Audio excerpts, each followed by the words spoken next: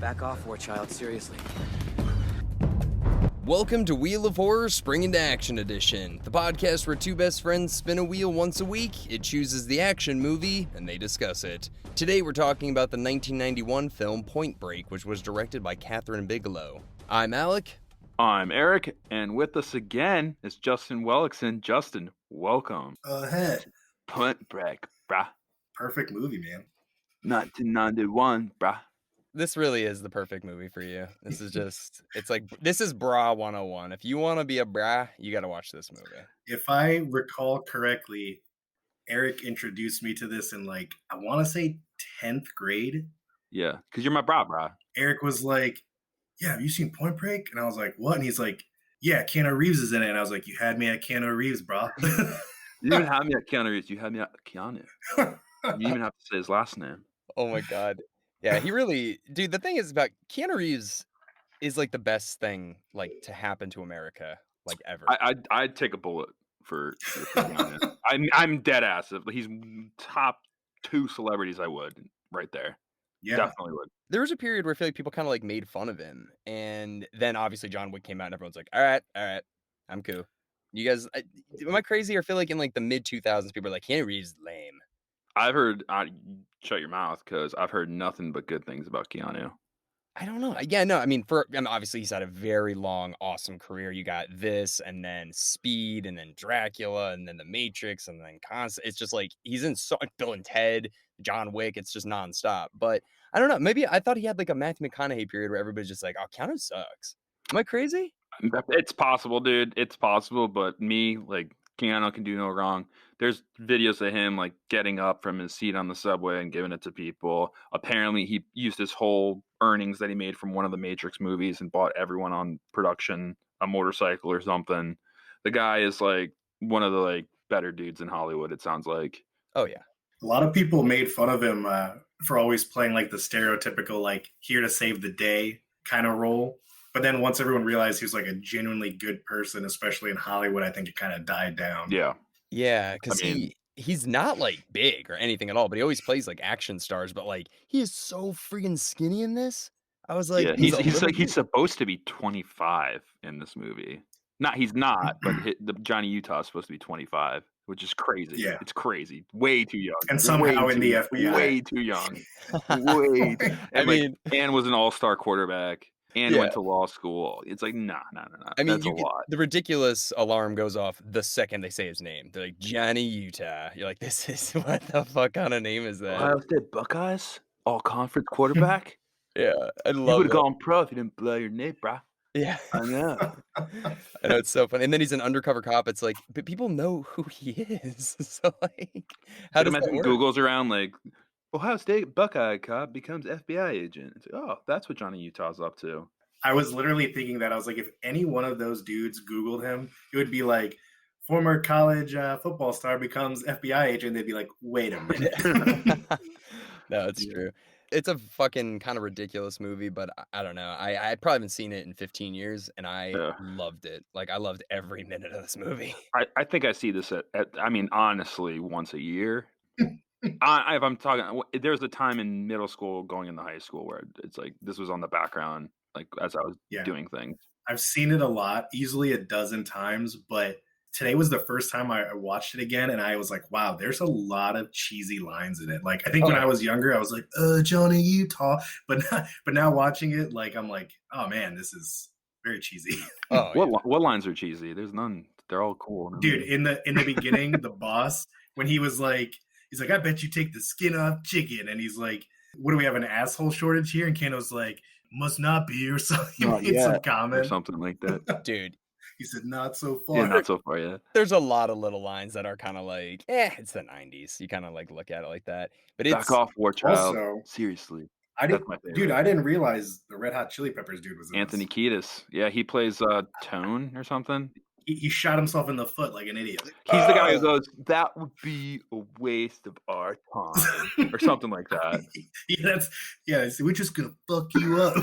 Well, Anthony Kiedis is actually a notorious LA surfer. So they probably were like, you want to be in this? It's about LA surfing. He's like, yeah, sure. The only thing I don't like is when they start beating up Keanu Reeves and like start hitting him in the stomach and start strangling him. Like I wish they just played like "Suck My Kiss" like while they're like give it to you again, man. Like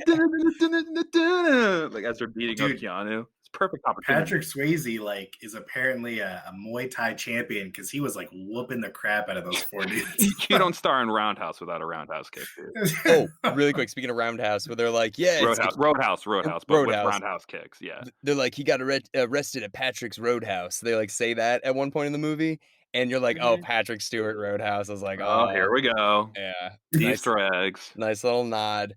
I gotta say though, Catherine Bigelow directing this, and then her doing the Hurt Locker, like she's a good freaking director. Zero Dark 30. Yeah, I mean, Oh, dude, yeah. she's also married to James Cameron. No, she was. Oh, she was. Yes, yeah. So that's what I think is so cool. So, dude, it blew my mind. I looked it up.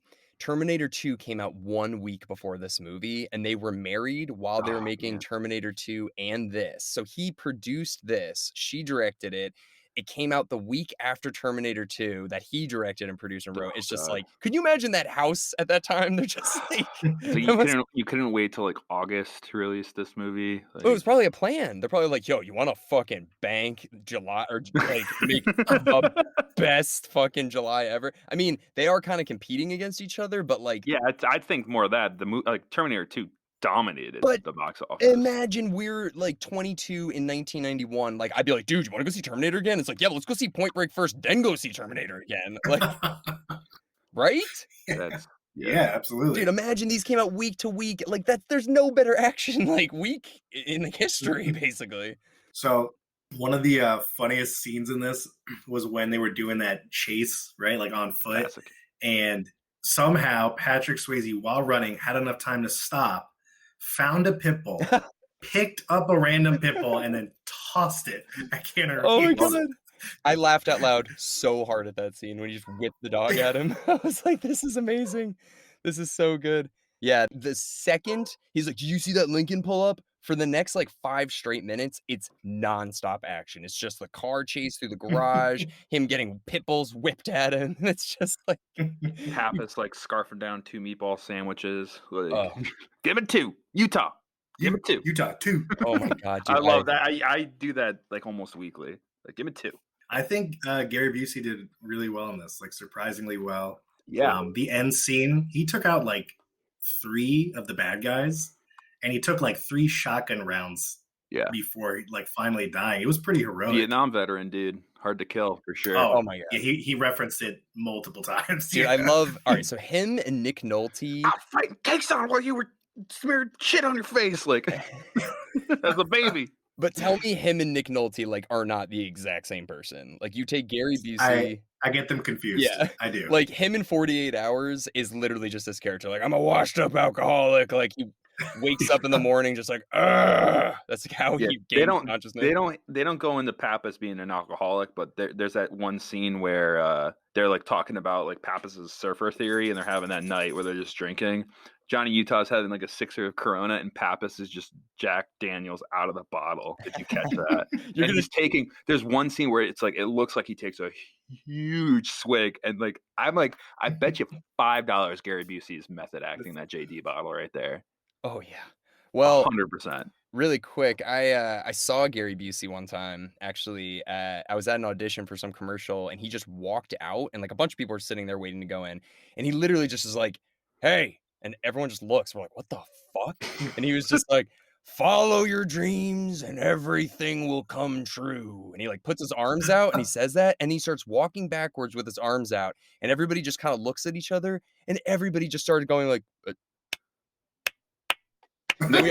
everyone started clapping. And then he just walked out of the room. And everyone's like, what the fuck just happened? I'd clap. I would absolutely clap. I did too. I was like, I guess we're clapping right now. Like it was so weird, dude. But yeah, that was my Gary Busey. The time I saw him, I was like, what is he? Where were you? Were you at a restaurant or something? No, I was at an audition in New York.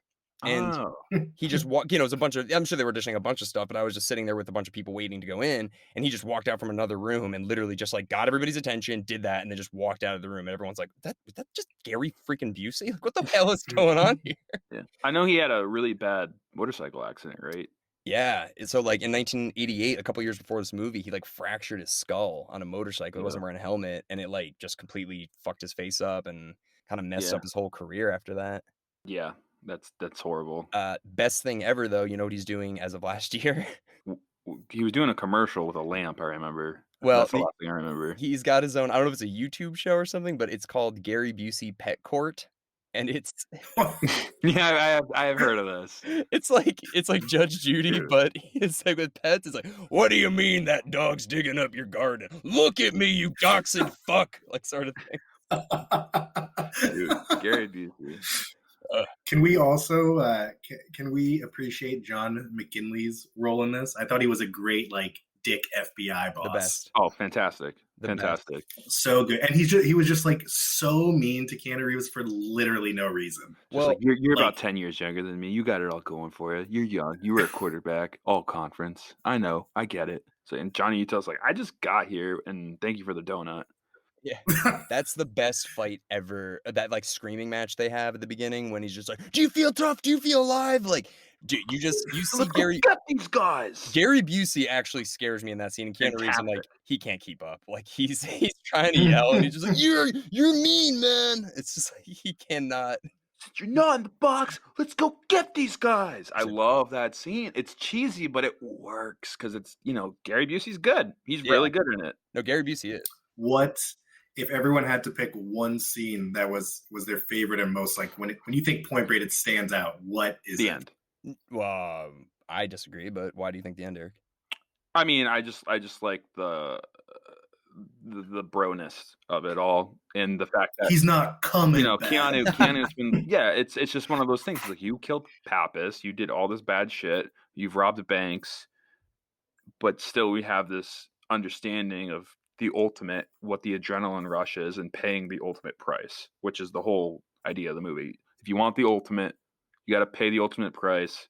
It's not tragic dying doing what you love.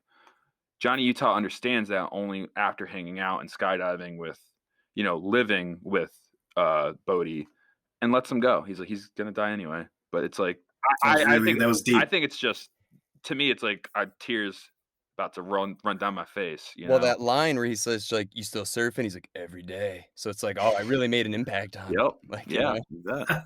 50-year storm, bro. What's yours, Justin? What's the moment that you're like, this is Point Break? I mean, that was a great scene. Letting Bodhi like live out his final, like he lived his whole life for that one moment. But I'd say my favorite is when he falls off that like high area, and obviously like his knee caves in, and he's just like, "Yeah," and shoots like the whole clip.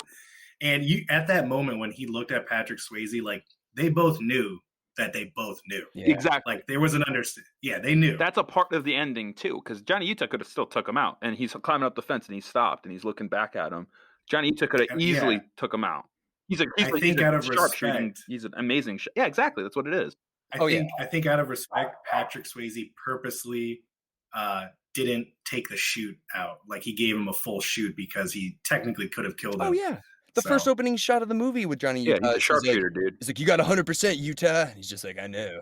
And then this one, but yeah, that is my moment too, Justin, is that shooting shot. Like that's the one where you're like, oh, it's so like you're my bro. Like, That's probably the most iconic Point Break scene. Yeah. But my favorite is the ending. I love Con Diaz, brah. I know, Eric, you have not seen, I mean, you haven't played Last of Us, but Justin, have you beaten Last of Us 2? Not the second one, All right, no. really quick, and I don't want to get into this too much, and I don't want to spoil this for anybody, but while I was watching this movie, I was like, holy shit, this is like a shot-for-shot remake in Last of Us 2. The final fight of Last of Us 2 is exactly like this fight scene. Oh, okay. Well, thank you for ruining the ending. I call and I raise a similar movie, and I this is not my catching at all. This is all over the internet. Fast and the Furious is Point Break. Yeah. Yeah. Which one? The first one. Yeah. The FBI agent. You got FBI agent infiltrates the car drivers. But it's basically the same story, just a car instead of surfing. That exactly. And there's like the waitress, girlfriend thing. Paul Walker's the typical bro. 100%. And also, if you realize Johnny Utah is drinking Coronas, all of Bodhi's Corona is like Fast and Corona family. Like, that's the whole movie. It's the family. I mean, it's just a little. It's like, okay, someone owes Catherine Bigelow a check or two, if you ask me. Yeah, I mean, pretty. Yeah, man. Maybe Vin Diesel saw Point Break and he was like, "I'm gonna make a ton of money off this." Oh yeah, yeah. No, it's people. Yeah, I've heard that too, Eric. The Fast and the Furious is just like, okay, yeah, this is a I like Fast and the Furious, but it's like Point Break's better. Point Break's got soul. It's like they have like they're doing it for a reason. It's not just family. It's like, I don't know. There's only 1, 2. There's not 7, and the next one they go to space. Well, did you guys see the reboot? What reboot? Oh, Come on. They rebooted Point I Break. don't know of any reboot. You don't even acknowledge it? It doesn't exist. Okay. the point. Are we talking about the Point Break? I don't know what again? you guys are talking about. I'll just say that. So you're basically the World Health Organization with Taiwan? Yep. I'm gonna cut that. I'll cut that. No. You can keep that one. You can keep that one. Please leave it. Anyways, So all right. So it doesn't exist. I didn't see it either. I was like, I don't even know who's in it or anything about it. Apparently it flopped. But Eric, I think everyone involved in that movie should be publicly flogged. Okay. Cut that too. Cut that too. Sorry. I just looked up the cast of the new one because I completely forgot, and I remember watching it, and it wasn't just bad because I was comparing it to the first one. It was legitimately not good. why? Like what do you remember? Do you remember it? No. I didn't see it. Okay, there's this one scene, and you can probably YouTube it, but they're climbing up like this absurd rock wall that has like a waterfall going over it. So all the rocks are super slick, and they're just doing it like solo climbing with no chalk or anything. And I'm just like, what the hell is this crap, dude? Like, With not GoPros good. on their head or something. It's all GoPro. It's It just was- a giant GoPro commercial, I heard. they tried to make it like 2020 extreme Point Break version, but like the reason Point Break 1 was so good is because it wasn't like stupid. over the Point Break top. They just- 1. Oh Just no. Point Break, Oh Justin. no. You know what I mean? Don't be that guy. Wait, Justin, I want to ask the one thing. Is it do they wear like Obama masks and Clinton masks and Bush masks instead? I don't I don't recall. recall either. I didn't see it. But Eric, actually, I have a tiny spark of an idea for a sequel, and I want to see if maybe you can run with it. I have a great idea. I'd All right. share after you. I did not think this through very much, but I want to know what you think. So apparently, Patrick Stewart's character, Bodhi, obviously he's got this like Patrick this- Stewart. sorry, Patrick Swayze. Patrick Swayze's character has this like, this theory on life and the way that he wants to go about things. And he's like, I got to surf this one wave, and it's about like fucking with the system. So what if it's like 2035 or whatever, and the next 50-year wave coming, That was my idea too. Okay, I'll and- keep going though. and there's like this new guy who like finds out about Bodhi, and he's just like, we gotta like surf that wave, the wave that killed him. We're gonna survive it. And then Johnny Utah has to go stop. And they're like, we're gonna live the life that he lived. And it's like a cult that kind of follows Bodhi's like method, and they're gonna get Like Rorschach Watchmen. What do you mean? Like they just like they cult around Bodhi. Yeah, kind of like they're like, we're gonna get that wave, we're gonna survive that wave, and we're gonna show the system like we're gonna fuck with them too. And then Johnny Utah All right. come back. I thought about the 50-year storm too, where it's just like picture trailer like doom, doom, doom, doom, doom, doom, doom, like logo comes in 20th Century Fox, which is now technically a Disney movie. So Keanu's like a Disney prince. Sorry, not to go there. But yeah, 50-year storm's coming up. Keanu's all like bearded and gray, silver fox, clearly. Someone knocks on his door. He's like a 30-year-old kind of guy. And he's just like, hi, I'm looking for Johnny Utah, former Ohio State Buckeyes all-conference quarterback. Yeah, he's not. Who's asked? Who's asking? He's not here, kind of thing. Doom, doom, doom, doom, doom, doom, doom. Do you know anything about a 50-year storm? It's like, who told you about that storm? My dad. Yeah, exactly. Oh. Boom. But then it's like, and it goes into all this shit, and like, it's like, do you know why they robbed those banks in the first place? It's like Bodhi was trying to save the environment, brah. And like, it was all about like they're ruining the 50-year storm with it's like, climate change has also made the 50-year storm 4 times stronger, and like stuff like that. And there's a huge oil rig off of that's like drudging the Bell Harbor where the 50-year storm hits. It's gonna fuck up the storm and all this stuff. And it's like, how do we get to that rig? The only way we can get to it, and it's like they put like the ex-president masks on, like coming down their face, is if we dive in, and just like cuts to like them like skydiving. It's very like yeah, very Creed-esque. Like Keanu's like, I swore I'd never surf again, and then he just like trains Bodhi's kid how to surf, Yeah. and they ride it together. But do What you can could you tell add me like, about my? It's like, what can you tell me about my dad? It's like, he wanted the ultimate, and he paid the ultimate price. Take a seat, kid. Yeah. Oh, dude, classic. Dude, but now they could add like hoverboard surfing into it too, because it's like 2040 or whatever. You're Yeah, like, do it oh. now. You don't have to wait No, 20 right. more years. That's what I mean. Yeah, do it now and then just have it take place then. Damn. Yo, that's And so then, much and then, cooler. and then at the end, Keanu clearly hits the 50-year storm, surfs it, dies, and it's like he died the same way Birdie did, but only 50 years later because of the same storm. It's Dude, like, poetry in motion, dude. they have to make this. They have to make this. Oh my We god. should pitch this. Yeah, Seriously, Catherine that's Bigelow. you're DM me. listening. Dude, well, actually, do you guys remember when Avatar and Hurt Locker were up for Best Picture, and James Cameron's like, "I know I'm gonna win no matter what," and they're divorced, Yeah, and they're both sitting there. Dude, that's one of the funniest things I've ever seen in my life, and it's like, and Best Picture goes to Catherine Bigelow for The Hurt Locker, and you just see James Cameron just like, "Okay, sure, okay, like just like I taught her everything she knows. here we go," like sort of thing. That was so funny. But yeah, no, Catherine Bigelow, please make that movie, Point Break 2, please. That sounds so much better than the remake. Yeah, but I like the idea too that Bodhi's like this great like environmentalist, and that's why he's robbed banks. It's like the people have destroyed the earth, and Bodhi's taking their money and saving the earth. And it's like, oh, okay, Yeah. or something like that too. I don't know. Could be a lot of things. Because they never say like what they're doing with the money. Really. I know you're a huge Point Break fan, Eric, but I have to ask one little question here, kind of. So we know Johnny Utah has to infiltrate this whole gang or whatever. We know that he has to look for it. He's looking for surfers in Los Angeles, which is pretty vague. And then we find out that he bumps into some like girl, and then that girl just happens to be Bodhi's ex-girlfriend. And that's how he ends up infiltrating this whole thing. It's just like, that's so convenient that that's how that worked out. Yeah, that's the odds are very small. Slim, I mean, I mean the fact that it's like we're looking for surfers in LA or we're in California, and it's like, dude, they could be anywhere. Yeah, and here's the other thing. I just need this one line. It's like, why are you hitting this girl up? And it's like, I'm trying to infiltrate the surfing network. She knows a lot about it. That line never happens. So basically, he's like, I think this girl's hot. Wow, holy shit, she's that guy's ex-girlfriend. Like that just happened to work out. He just thought she was hot.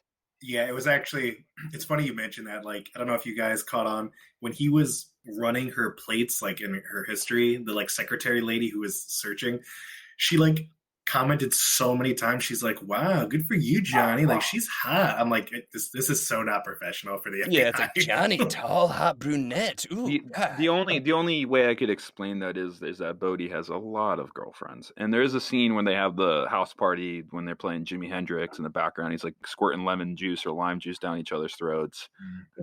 And she's like, I taught him that trick or something like that. Well, let's just say Bodhi rides a lot more. So than I mean, waves. like, yeah, it's like so yeah, he goes to the beach. It's like Bodhi's been on the beach, so he's probably macking all the honeys on the beach. That's what he's been doing. It's his summer job, so he's only there for a few months, and it's like he's still. They only have one more month to catch these guys. It's an astronomical coincidence, but hey, I'm on board. Oh, I'm on. It makes sense, I think. I mean, it's a huge stretch, but I like it. Okay, so basically, if she wasn't surfing at that exact time, the probability of him actually catching them is like 1%.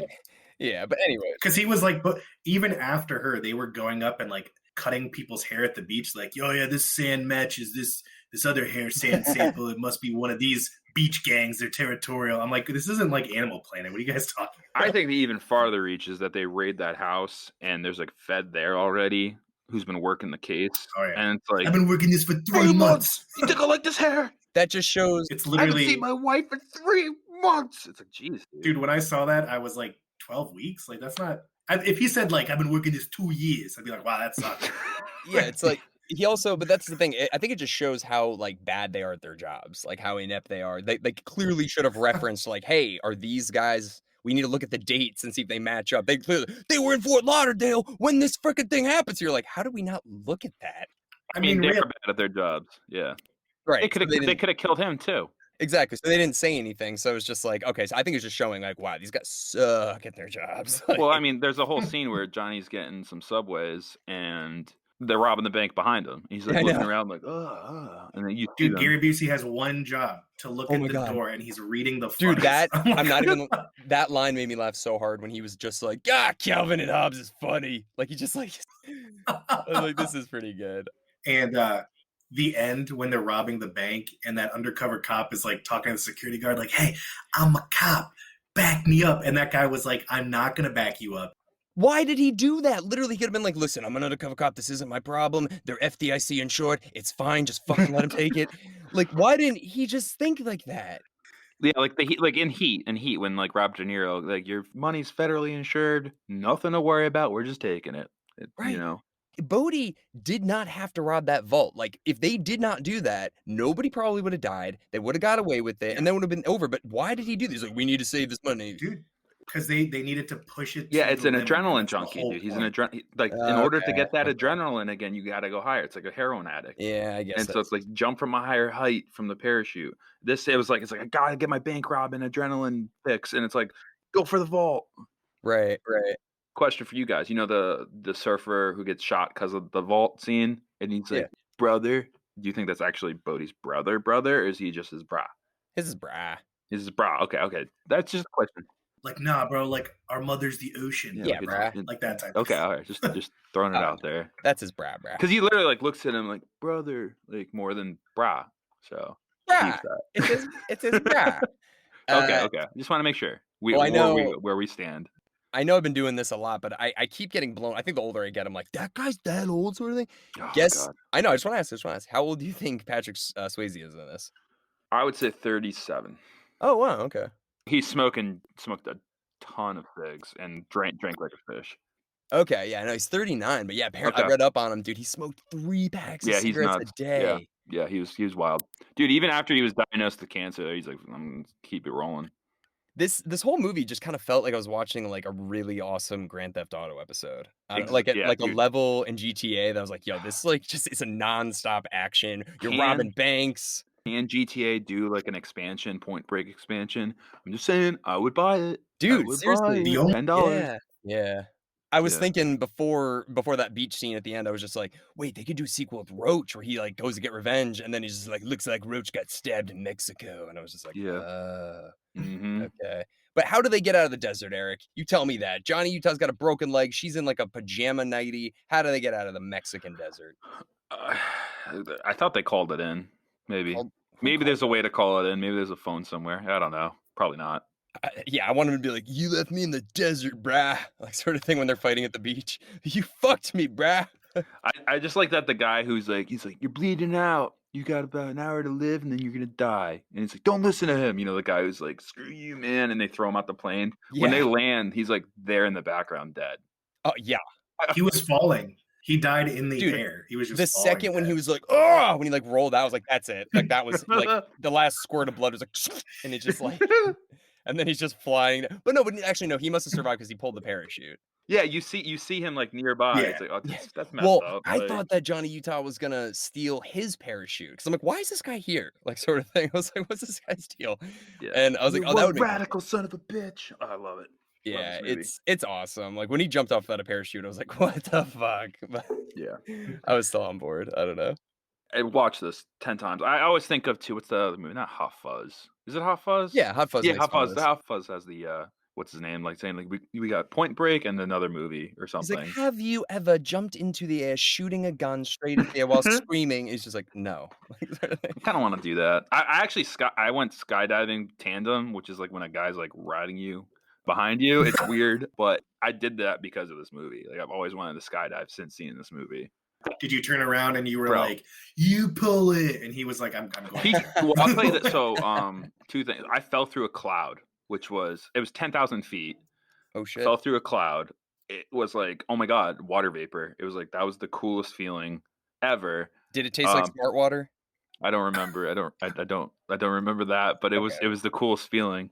And then he gave me the two handles on the left and the right to grab and like turn the thing. I was like, I don't feel comfortable doing this. But the guy told me, he's like, oh, this is my like 9,820 something jump. Like, these guys jump 5 times a day. It's insane. Yeah.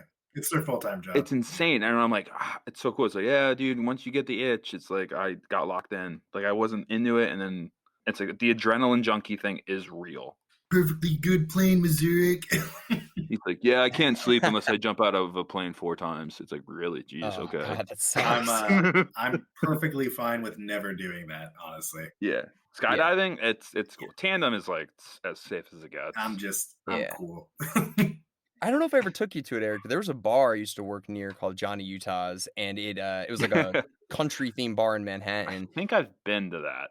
Yeah, and it I had think I've been a to that. mechanical bull and just like all of this, like, little Point Break references. But They shut that down though, right? Because I would be blown away if that survived COVID. But it was 'Cause- it was next to the Time Life building. Yeah. well, they let a lot of underage kids in there. I remember too, so I think they shut that down because of that. I don't know. I haven't been there in so long, but I remember going there a couple times when I worked nearby, and I was like, "Yeah, they got a mechanical bull in here. It's fucking sick." But Yeah, mechanical bulls are just like a thing of the past now.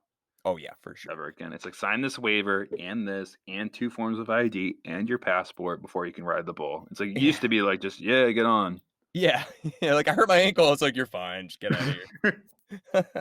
All right. Well, you guys got anything else to say about Point Break? It's con dias, bras. That's all I got to say. Actually, last thing, because we kind of talked about this in Die Hard also. I want to know, like, every action movie we watch, it's so unrealistic, like, what would actually happen, like, when he punched the cop in the face at the end. He's like, let me tell you something. Respect your elders. They'd all be like, all right, get him. Like, so Yeah, he'd be arrested right away. Well, yeah, I mean, maybe not in 91, but today, yeah, he'd be behind bars as a cop. You don't think if you punch, like, the head of the chief of police of LA in the face in front of all these cops, they're going to be like, you get him? Like, what are we doing here? Yeah. Respect your elders. Yeah. Via con dias, do you know what that means, guys? I don't. Latin? I don't. Go with God. So I guess Catherine Bigelow and James Cameron were trying to make Hasta la Vista and Conle, what is it?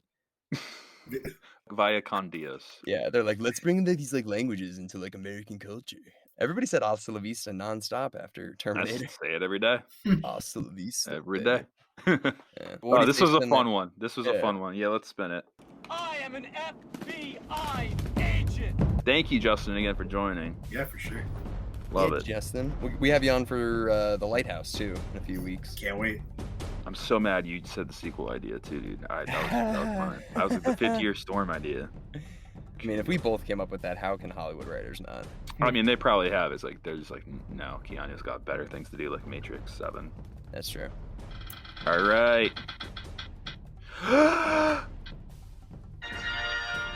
Rambo, First Blood. We actually have a guest for this one. We have Peter Getz. So he'll be joining us. Yeah, for Rambo First Blood. All right, cool. Well, thanks again, Justin. And we will see everybody on Thursday for Rambo First Blood. Yeah, thanks. Give it 2.